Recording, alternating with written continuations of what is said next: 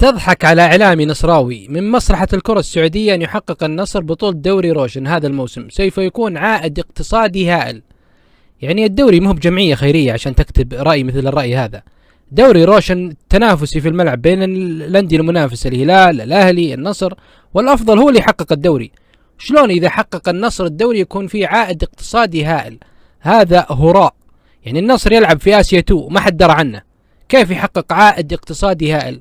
يعني يلعب غيرها، هذه واضحة. يعني بالعكس الهلال والأهلي هم اللي إذا حقق الدوري يكون في رفع لسمعة الكرة السعودية، لأن الأهلي بطل آخر نسخة من آسيا، والهلال عالمي نافس على كأس العالم للأندية وحقق مراكز متقدمة في البطولة، تأهل دور الثمانية في المونديال العالمي مع المدرب الإيطالي إنزاكي، ورفع اسم الكرة السعودية وسمعة الكرة السعودية، وتأهل من الملعب.